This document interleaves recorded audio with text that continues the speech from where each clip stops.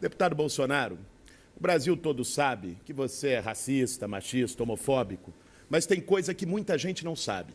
Você, em 27 anos como deputado, ficou 10 anos no partido do Paulo Maluf, tem mordomias, recebeu auxílio moradia tendo casa, comprou 5 imóveis, fez da política um negócio em família, com um monte de filho também no mesmo esquema que você. Bolsonaro, queria saber uma coisa e acho que é importante que o Brasil saiba. Quem é a Val, Bolsonaro? Eu pensei que vier discutir política nacional aqui.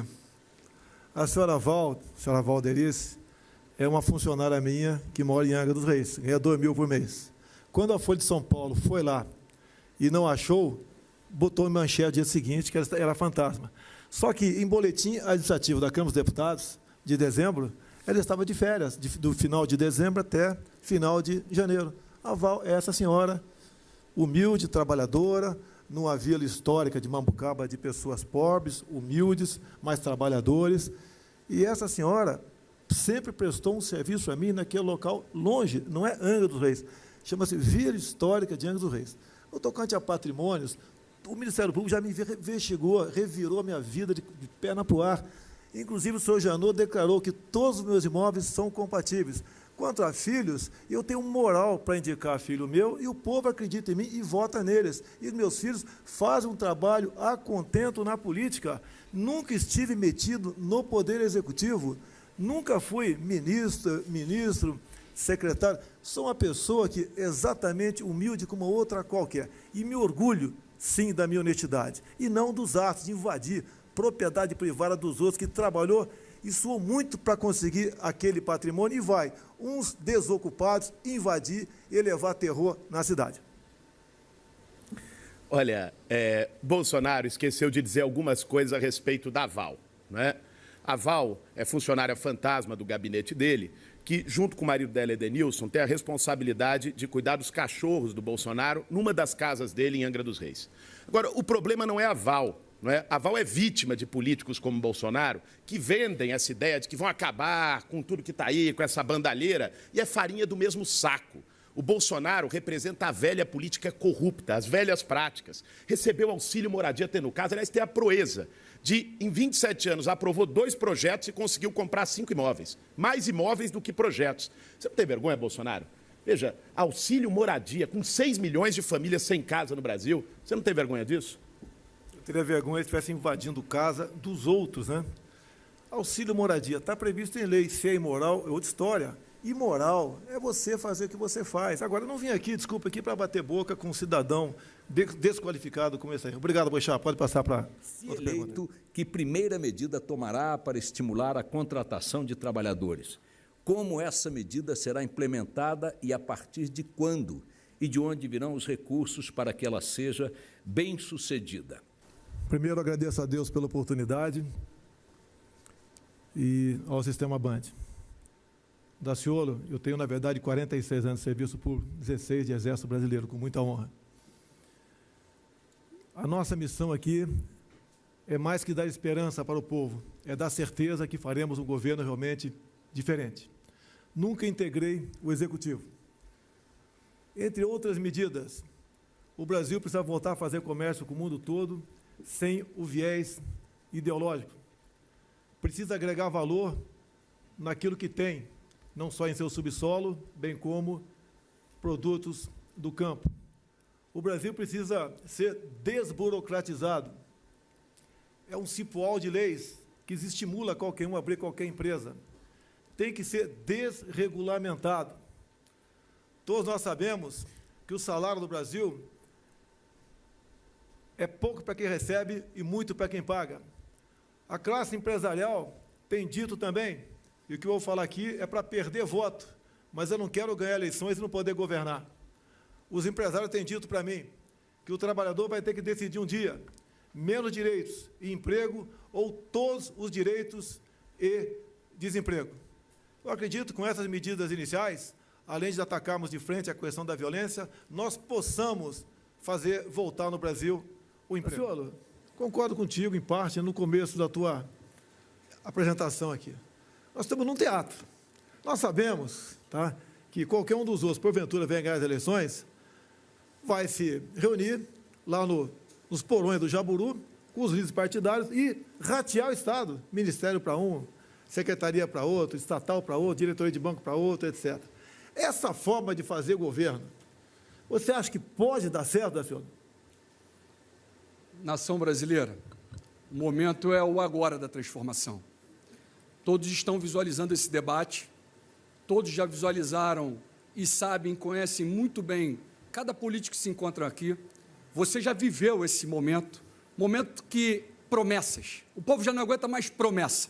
Chega de promessa. Queremos atitude. Aqui, vocês ouviram falar aqui as propostas. Agora eles têm a solução para tudo. Vem a solução de tudo. Eu dei o exemplo do Geraldo Alckmin. Ele fechou com a coligação de 9 partidos. Eu pergunto, qual é a liberdade desse homem de governar para a nação?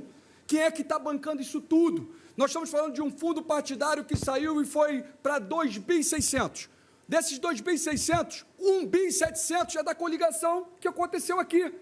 Tem certeza que esses homens têm liberdade para governar para o povo? Tem certeza que eles vão transformar alguma coisa para a nossa nação?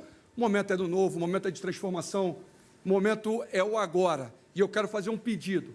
Todos aqueles brasileiros que pensam em sair do país, não saiam do país. E aqueles que estão fora do país, retornem para o país, porque está chegando o momento do crescimento, está chegando o momento da prosperidade, está chegando o momento de nós clamarmos a Deus, aquele que vai dar vitória para a nossa nação, em nome do Senhor Jesus. Transformação, ela está próxima. Confie, fé, esperança e amor. Vamos transformar a nossa nação. O candidato Bolsonaro está inseguro por conta daquele primeiro adulto. Não, tudo bem. Agora, vamos lá. Alguém que está em casa, por acaso, sabe o nome do ministro da Educação? Sabe o nome do ministro da Saúde? Da Ciência e Tecnologia? Não. Sabe por quê? São pessoas insignificantes que são colocadas lá para trabalhar para o partido político. É igual o candidato aqui, que fez coligação com N partidos. Caso ele chegue lá, sabe o que vai acontecer? Ele apenas ocuparia a cadeira do Temer. O resto dos ministérios estariam todos loteados. Ia continuar fazendo exatamente a mesma coisa que fizeram ao longo de 30 anos. O único que pode romper essa barreira, o establishment, a máquina, o sistema, é Jair Bolsonaro. Que nós temos moral e honestidade para cumprir essa missão. Candidato Daciolo. Eu queria deixar uma coisa bem clara. Até o momento presente, eu nunca saí em pesquisa nenhuma. Quero até fazer essa reivindicação. Nunca me botaram em nenhuma pesquisa, nem para colocar 0%. Nunca colocaram. E eu estou aqui agora na primeira oportunidade de mostrar para o povo. Eu sou o Cabo Daciolo, servo do Deus vivo, sou cristão, bombeiro militar, e dizer ao meu companheiro Bolsonaro, não único não, irmão, eu estou aqui, nação brasileira, nós estamos aqui, vamos transformar a nação brasileira para a honra e glória do Senhor Jesus. Agora, lembrando, cuidado com esses políticos que estão há anos na nação. Eu até acredito que no futuro bem próximo já está na hora de encostar. Eles são o espelho do que nós estamos vivendo hoje com a nação brasileira. É o reflexo. É simplesmente os culpados, parte de culpados, estão aqui conosco aqui. Vamos transformar. Chega. Dá oportunidade para o novo. O momento é o novo. Vamos transformar a nossa nação. Deputado Jair, infelizmente a mortalidade infantil voltou a crescer.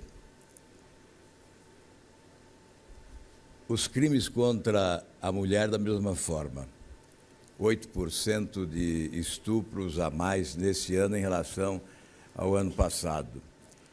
A violência atingindo mulheres trabalhadoras. Salários injustos. Há aqueles que entendem que mulher e homem não podem receber o mesmo salário. Gostaria de ouvir a sua opinião a respeito. Primeiro, salário. Mais um rótulo que botaram na minha conta. O PT é o partido que mais me ataca nessa área. Ficaram 13 anos no governo e nada decidiram. Agora, o Estado deve interferir nessa área? No serviço público, já é igual. Quanto à mortalidade infantil, sabemos que muitas medidas têm que ser tomadas. Começar com o saneamento básico, entre tantas e tantas outras. A questão de estupro em mulheres, né? Eu tenho um projeto de lei que visa a castração química voluntária para o condenado requerer progressão de pena. Lamentavelmente, a bancada feminina de esquerda na Câmara é contrário a isso daí. Eu acredito que Se aprovasse isso, nós inibiríamos, e muito, essa violência contra a mulher. Voltando à questão do salário. Tem muito local que mulher ganha mais do que homem. Deveríamos, então, lutar para diminuir o salário dessas mulheres competentes? Repito, o Estado não deve interferir nessa área. Quanto mais o Estado entra, pior fica o negócio no Brasil. A réplica do candidato Álvaro Dias são 45 segundos, candidato. Não basta defendermos os direitos das mulheres. Há poucos dias, São Paulo assistiu um crime hediondo com uma policial sendo violentamente assassinada. Seria um absurdo se ela recebesse um salário inferior do que os seus colegas policiais homens. É preciso protagonismo, participação econômica, estratégia de participação política. Nós valorizamos as mulheres. A nossa presidente Renata Abreu é um exemplo da valorização das mulheres no nosso partido. Ana Paula Oliveira, economista, cuida do nosso programa econômico, é mais um exemplo de mulher valorizada no nosso partido e na nossa proposta de governo para o país. Eu vou pedir ao candidato Álvaro Dias que observe os monitores de tempo, candidato, por gentileza. Para concluir, então, este embate, a tréplica, 45 segundos, candidato Bolsonaro.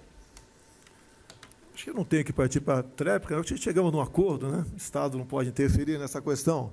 Agora, a mulher tem que ser valorizada, sim. Hoje em dia, em muitas áreas de concurso público, passa mais mulheres do que homens. Em outras provas também, básico, a gente vê que mulher tirando uma nota maior do que homem. Elas estão melhores do que nós. Brevemente, nós é que estaremos querendo o salário igual a dela, com toda certeza. Vou perguntar ao meu estimado colega de Câmara, deputado Jair Bolsonaro. Deputado, está virando uma preocupação grave minha, e isso todo mundo tem duvidado, enfim. O Brasil tem hoje 63 milhões de pessoas vivendo na humilhação de ter o seu nome no SPC. Como o senhor ajudaria a enfrentar esse problema? Eu te vi respondendo isso há pouco tempo, né, que você ia zerar isso daí. Vou deixar bem claro, Ciro Gomes, meu colega de Câmara. Muita gente honesta entrou no SPC acreditando na política do PT, acreditando que o emprego viria ou que não perderia seu emprego. Veio a corrupção, veio a roubalheira, e aqueles que compraram uma geladeira, uma máquina de lavar roupa, até mesmo um ferro elétrico, teve que devolver. Tem gente, então, honesta que está no SPC, mas tem muito, mas muito bandido também. Eu desconheço aqui o volume, eu acho que talvez até a Vossa Senhoria desconheça o volume que desse pessoal, 63 milhões, que deve ao SPC. Eu acho que equivale aí, com toda certeza, quase um PIB do Brasil isso daí. E eu também estou curioso. Eu quero saber, te respondo a pergunta aqui, que você nos diga como tirar esse pessoal do SPC. Eu acho que não vai ser rodando dinheiro e nem dando uma canetada, até porque não teríamos poder para isso. Estou ansioso para aguardar a tua resposta.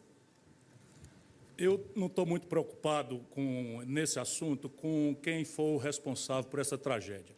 De fato, da Dilma para cá, o Brasil está descambando todo dia, e eu tomei posição muito clara, embora tenha defendido o mandato dela contra o golpe, na medida em que um presidente deve ter a estabilidade do seu mandato, a não ser que seja ladrão, e nem sequer a oposição mais violenta acusou a Dilma de ser ladra. O que acusaram dela foi de um truque contábil que todos os presidentes fizeram. Mas deixa eu dizer, Jair, a dívida é grande, de fato, que soma de todos os 63 milhões, mas repare bem, a média é de R$ 1.400 por pessoa. Você acha que não dá para a gente pegar um conjunto de providências e ajudar essas pessoas financiando em outros prazos, negociando com os titulares desses créditos que botaram aí juro, correção monetária, abuso? Eu sei fazer, vou permitir que todos possam duvidar, mas vou dar os detalhes. Fique tranquilo, eu vou tirar o seu nome do SPC. Candidato Bolsonaro, sua tréplica. É uma conta bilionária. Realmente, se o Ciro conseguir fazer isso aí, você vai ser um santo aqui, Ciro. Mas olha só, no Brasil tem muita coisa a ser feita. Sem honestidade, sem realmente colocar gente decente ao teu lado para governar o Brasil, a a gente vai continuar vivendo nesse estado de coisa que estamos hoje em dia passando. Não dá mais para acabar as eleições, lotear os cargos para os amigos que entraram na sua coligação, para eles cuidar do futuro de si e não do Brasil. Boa sorte, Ciro. Deus te ajude aí, porque eu confesso que não tenho como pagar essa dívida aqui da forma tão simplista como você está propondo. Gostaria de saber do candidato Alckmin, com o comentário do candidato Bolsonaro, se é possível traçar uma meta de redução de homicídios para os próximos 4 anos. Como reduzir o poder das facções criminosas que hoje comandam o crime no Brasil, dentro e fora dos presídios? Olha, respondendo ao Rafael Colombo sobre a segurança pública, nós tivemos no estado de São Paulo um fato que é reconhecido até internacionalmente. Nós tínhamos no ano de 2001 13 mil pessoas assassinadas, reduzimos para 12, 11, 10, 9, 8, 7, 6, 5, 4. O ano passado foram 3.503. Se nós tivéssemos reduzido, poupado uma vida, já teria valido a pena. Mas foram 10 mil vidas poupadas, famílias que não foram desfeitas. É perfeitamente possível a gente reduzir no Brasil, e o Brasil só está crescendo. Era em 2016, 62 mil assassinados. Hoje, 63 mil. Nós vamos enfrentar duramente o crime organizado, especialmente a questão de fronteiras, tráfico de drogas e tráfico de armas, integrando as inteligências das Forças Armadas, da Polícia Federal, dos estados também, criar uma guarda nacional para, inclusive, proteger também a área rural, a questão, aqueles que moram de maneira mais distante, apoiar os estados. Nós vamos ser parceiro dos estados, governadores, prefeitos, trabalhar juntos nesse que é o grande desafio latino-americano e, inclusive, do Brasil. A violência só cresce no Brasil exatamente porque é uma equivocada política de direitos humanos. O policial civil e especial militar nunca foram tão desvalorizados. Não tem uma retaguarda jurídica para poder bem cumprir o seu dever. O cidadão de bem, esse foi desarmado por ocasião do referendo de 2005, apoiado, inclusive, pelo partido do senhor ex-governador. E o bandido continuou muito bem armado. Nós devemos fazer com que a vontade popular, por ocasião do referendo, se faça presente em nosso meio e o cidadão possa comprar armas de fogo para a sua legítima defesa. Candidato Alckmin. Olha, nós temos que agir firmemente na prevenção primária. Hoje a grande vítima é o jovem, de menor escolaridade, vítima da droga. Dar a mão a esse jovem, nós vamos levar o programa Recomeço, que trata o dependente químico para todo o Brasil. É uma questão de saúde pública. E a outra é fronteira.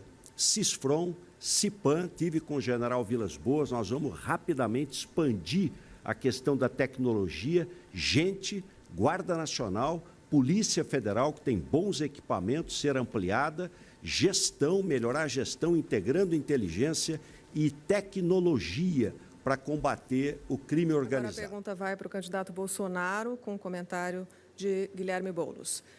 O povo brasileiro tem dificuldade, candidatos, de entender alguns privilégios que são bancados com dinheiro público, dinheiro que sai dos impostos pagos, às vezes, a duras penas, geralmente a duras penas. Eu estou falando aqui de auxílio moradia, auxílio paletó, gasolina, carro à disposição, passagem aérea e de pensão vitalícia para filhas de militares. Candidato, o que o senhor vai cortar se o senhor for eleito?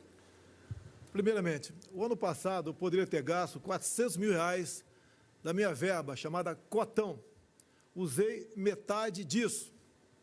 A questão do auxílio moradia está na lei. O meu apartamento particular em Brasília, de 70 metros quadrados, eu tenho despesas, né? Pago IPTU, pago condomínio, entre outras coisas. Fica quase no 0 a 0. Poderia, ou melhor, estou ocupando agora um apartamento funcional e estou botando à venda o meu apartamento para acabar com isso daí. Questão de pensão de filhas militares. Deixe bem claro que nós tínhamos a nossa previdência própria até o início dos anos 60, quando o governo, então, resolveu pegar aquele recurso e fazer com que o governo viesse a pagar as pensões. Em 2000, botamos um ponto final nessa vitaliciedade da pensão das filhas. Obviamente, tem ainda aquelas que tinham o direito adquirido. Agora, cortar privilégio de militares, que privilégio? Se nós não temos fundo de garantia, não temos hora extra, não temos direito adicional noturno, não temos direito a absolutamente nada. Nós trabalhamos, em média, 60, 70 horas por semana e não ganhamos nada além disso. E o militar é uma categoria à parte, está à disposição do chefe da nação, do seu povo, 24 horas por dia. Isso é uma grande realidade. E nós vamos tentar agora, então, substituir essa terceirização, colocando lá um capitão do Exército como presidente e um general como vice-presidente. Candidato Boulos. Capitão que foi expulso do Exército porque queria jogar bomba lá em algum lugar. Agora, queria aqui dizer que a nossa candidatura é a única que não tem rabo preso para poder enfrentar esses grandes privilégios, né? Ganhando a presidência da República, né, Bolsonaro não vai poder ter auxílio moradia tendo casa, não. Nem nenhum deputado que está aqui e nem nenhum que está lá na Câmara. Nem nenhum juiz e nem nenhum desembargador, né? Auxílio moradia, auxílio terno, auxílio viagem para Miami. É uma esculhambação que nós vamos enfrentar, não é? Privilégio não combina com direito. Nós vamos ser o governo dos direitos. E não venha dizer que está na lei. Está na lei, mas não é ético. E é por isso que nós vamos mudar essa lei. Uma lei que garante que o IPTU de alguém seja pago com dinheiro público que é deputado, espera lá. Nós vamos enfrentar a esculhambação e todos os privilégios nesse país. Uma prova de que este debate se desenrola em alto nível, tivemos agora, no quarto bloco, o primeiro pedido de resposta do candidato Jair Bolsonaro. O senhor tem palavra agora. Por favor, o senhor pode responder, não há necessidade. Obrigado, Bochá. É até bom para explicar um pouquinho da minha vida. Tá? Fiquei por 17 anos no Exército Brasileiro. Saí do Exército quando fui diplomata no cargo de vereador em 1988, no Rio de Janeiro. Não fui expulso e nem botei bomba em lugar nenhum. Todos os processos, as acusações foram arquivados. Colocar bomba, colocava atuar. Ex-chefe Dilma Rousseff, que matou gente, inclusive, como matou Mário Cosel Filho em São Paulo, explodindo o QG daquele exército, como matou a Coronhada, o seu grupo VPR, o tenente Alberto Mendes Júnior, lá nas matas do Rio Ribeira de Iguape. Assim sendo, eu sou uma pessoa que sou capitão do Exército com muito orgulho e pretendo, sim, continuar servindo minha pátria como capitão do Exército, tendo a meu lado um general do glorioso Exército Brasileiro.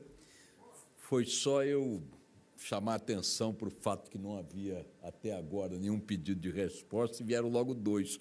O candidato Boulos... O candidato Boulos, o senhor tem que verbalizar a razão do seu pedido para que a comissão possa julgá-lo, candidato. Eu direito de resposta, porque o deputado Bolsonaro me qualificou como tendo a Dilma como ex-chefe, que nunca ocorreu, nunca fui do governo da Dilma, ela nunca foi minha chefe. Bom, só um minuto, peço gentileza, são poucos segundos. Candidato Boulos, seu pedido foi negado pela comissão. Devo dizer que por unanimidade. Senhor Álvaro Dias, senador, o senhor tem um trabalho que eu vejo no parlamento, nos parabéns, inclusive, para abrir a caixa preta do BNDES.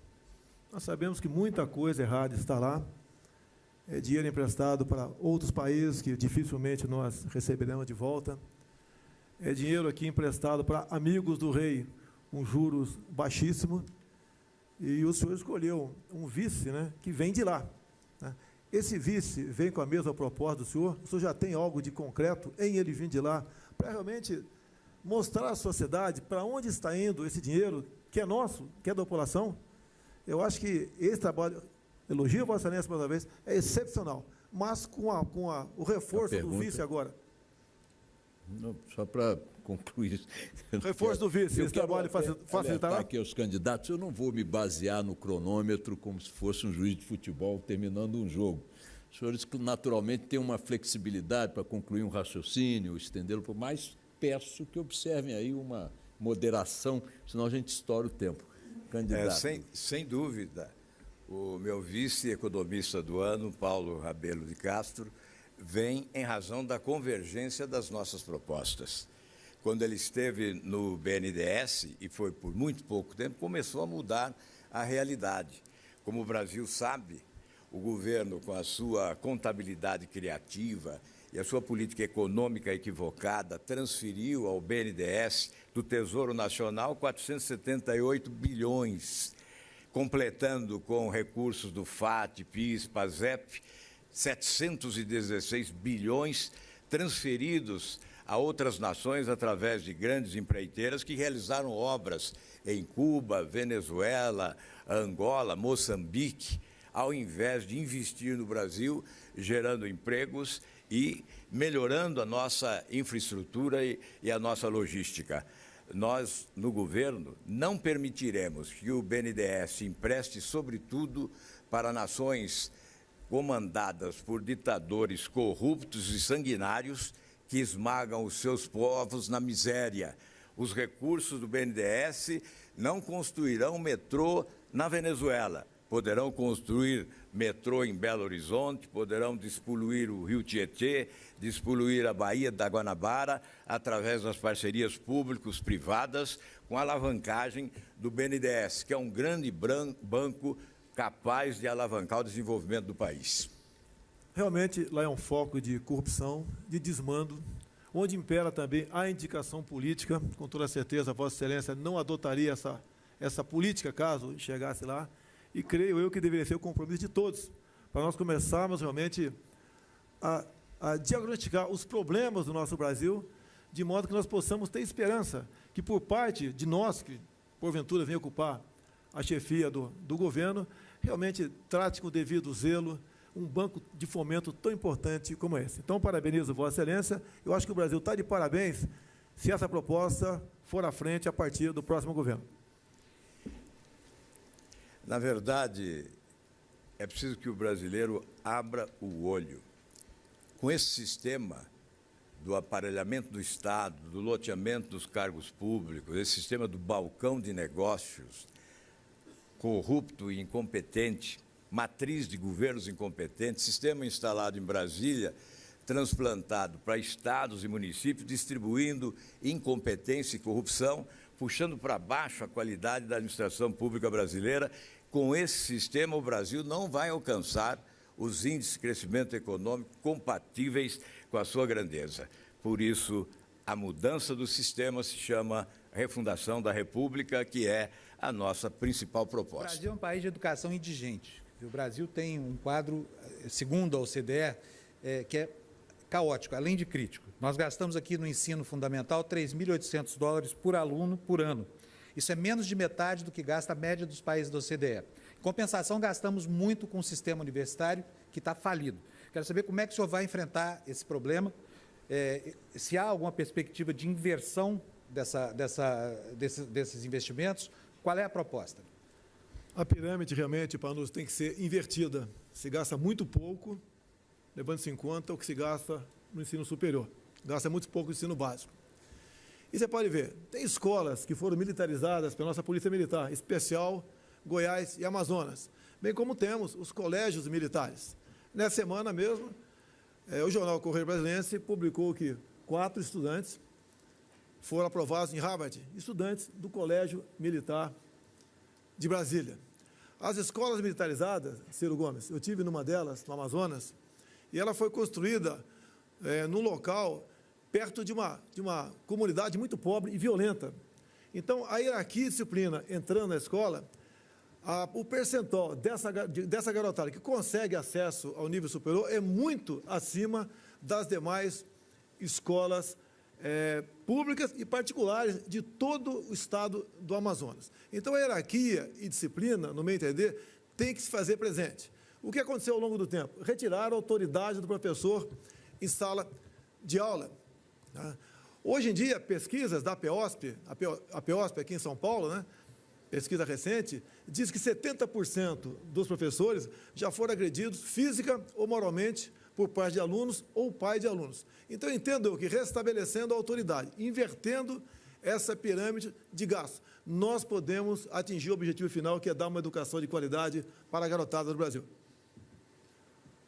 77 das 100 melhores escolas básicas do Brasil são no meu estado, no Ceará. E é um dos estados mais pobres do país. De cada 4 alunos do ensino médio no Ceará, 1 já está em escola profissionalizante em tempo integral, que é o legado de Leonel Brizola, que é do meu partido, de Anísio Teixeira, de Darcy Ribeiro, e nós vamos universalizar. E o Ceará, mesmo juntando a iniciativa privada, ganha 40 de cada 100 vagas do ITA, que é o vestibular mais difícil, ou do IME, Instituto Militar de Engenharia, Jair. E isso nós não precisamos botar a lei do chicote brabo dentro das escolas. É evidente que eu concordo que é preciso respeitar os professores, que há muita demagogia nesse assunto, mas o que resolve mesmo, se me permitir 2 segundos, é a mudança do padrão de ensino. Substituir o decoreba por ensinar o aluno a pensar e reforçar o orçamento. Sem reforçar o orçamento, não há educação que preste. Agora sim, candidato Bolsonaro, lhe cabe mais 45 segundos. Ciro, recorrer, você falou realmente no Ceará, existe isso, até porque começou lá atrás com um jovem, né, formado pelo ITA, levou isso para lá e vocês, em parte, acolheram isso aí. Agora, tenho conversado com meus colegas do Alto Comando do Exército, alguns estão de acordo. Em havendo meios, nós devemos fazer, sim, um colégio militar em cada estado cuja capital não o tenha. Aqui em São Paulo, Boechat, pretendemos fazer o maior colégio militar do Brasil, no campo de Marte. Agora, a questão do chicote não existe, você me desculpa aqui, mas não existe, tá? Nenhum pai, nenhuma mãe quer tirar o filho de lá. E eu conversei com muitos, fui lá, fui em Anápolis também, fui lá no estado de Manaus, nenhum pai quer tirar o filho de lá, e a fila é enorme. Entendo que com hierarquia, disciplina e sem chicote, chegaremos lá.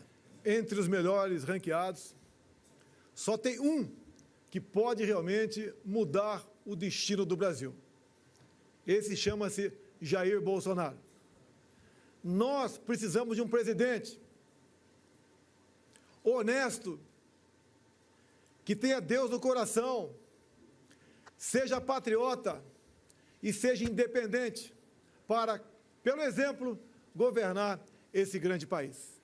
Um presidente que honre e respeite a família, que trate com consideração criança em sala de aula, não admitindo ideologia de gênero, impondo a escola sem partido.